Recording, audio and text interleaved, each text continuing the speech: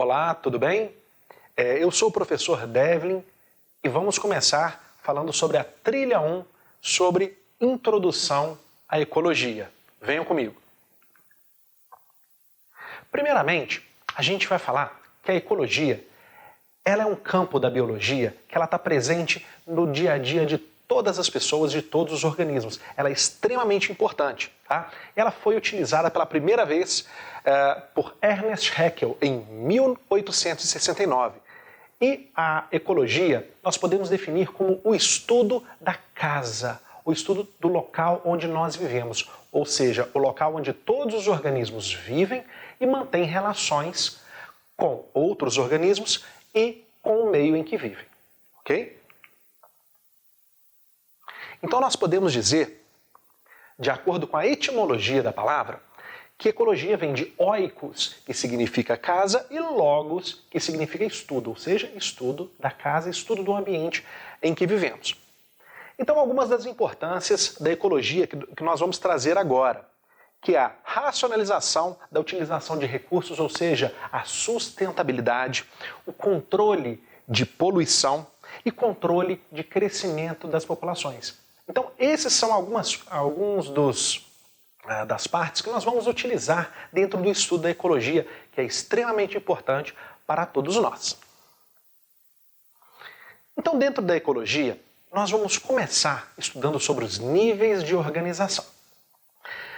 Os ambientes, eles são organizados desde o micro até o macro, que é bastante importante. Então nós vamos começar com o nosso primeiro nível de organização, seria um nível atômico, ou seja, nós temos átomos.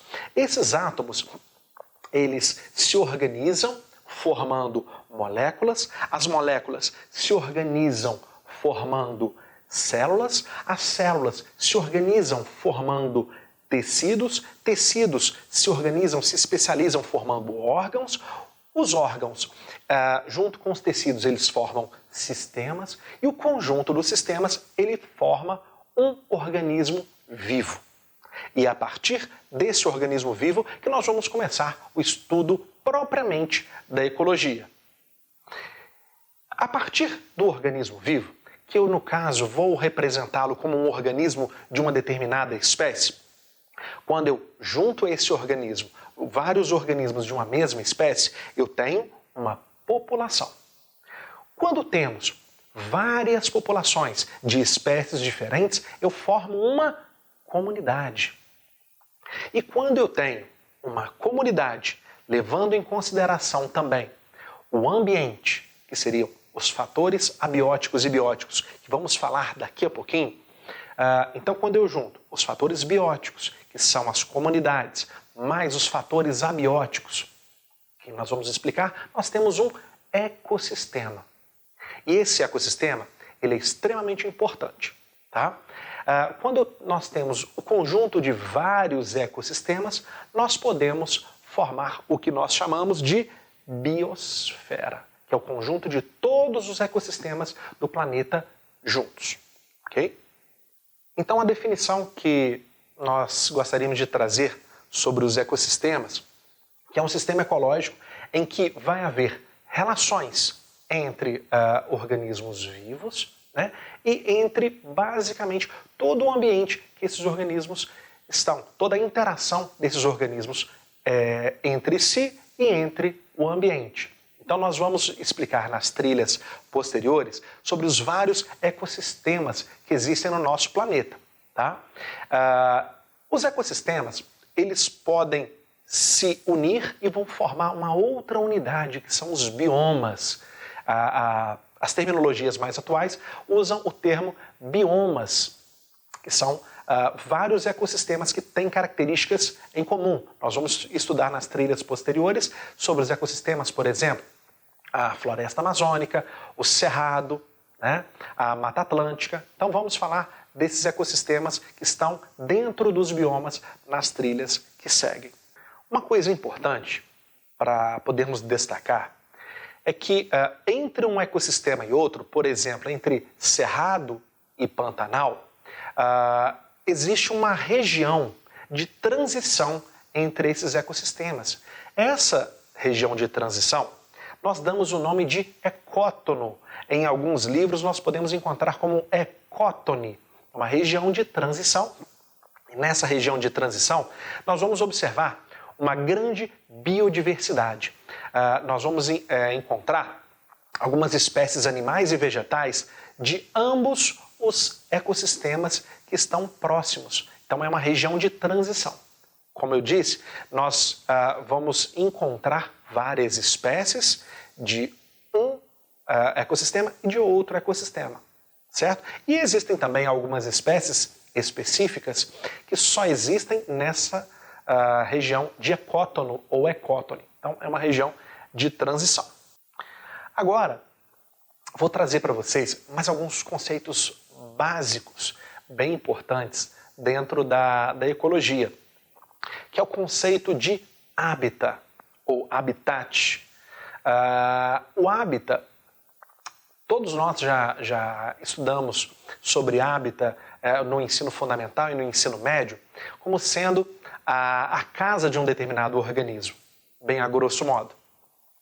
Nós podemos dizer, nós podemos representar o hábitat sendo o local mais provável de encontrarmos um determinado organismo de uma determinada espécie. Ou seja, se nós pensarmos, por exemplo, em um anfíbio, vamos pensar em um sapo, por exemplo. Qual o local mais provável de encontrarmos um sapo?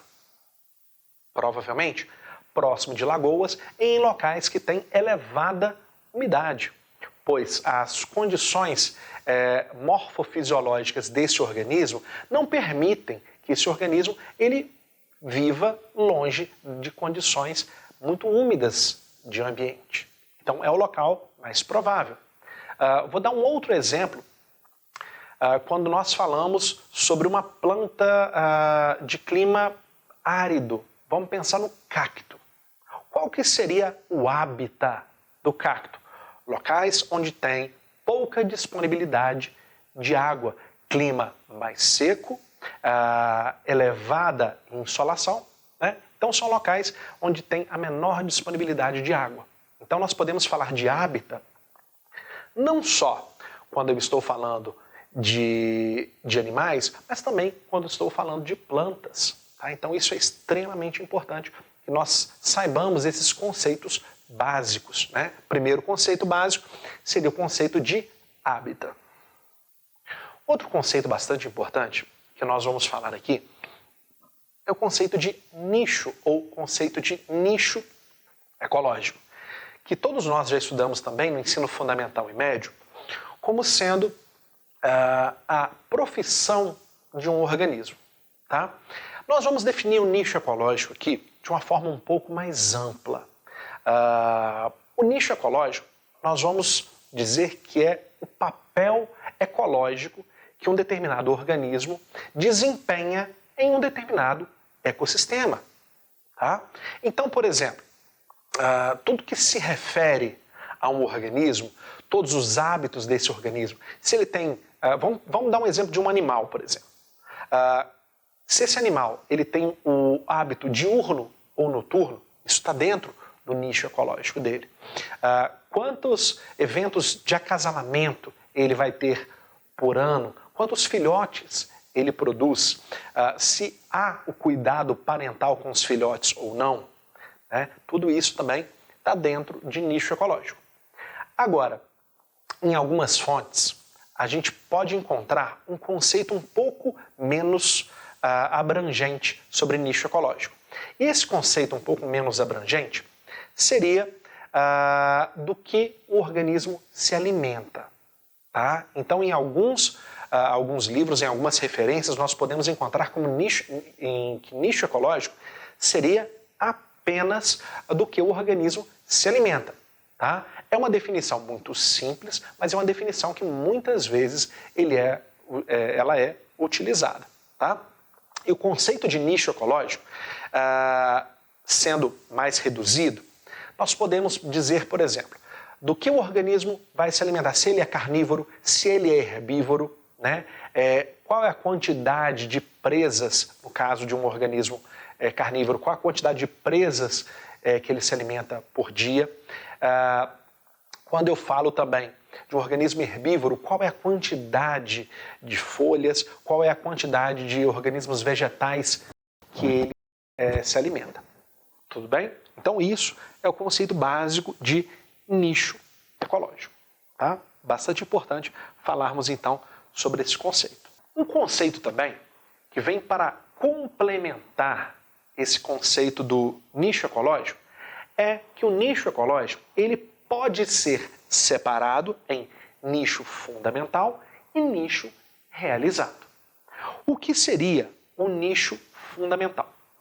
O nicho fundamental, eu vou falar de duas formas. Eu vou falar primeiro de acordo com o conceito mais reduzido e depois de acordo com o conceito mais amplo. De acordo com o conceito mais reduzido, que nós falamos há alguns minutos atrás, o nicho ecológico seria do que o organismo se alimenta. Tá? Então o nicho fundamental seria todas as possibilidades que esse organismo pode explorar em sua alimentação. Vamos dar um exemplo aqui de um primata. Vamos pensar um macaco qualquer, um chimpanzé.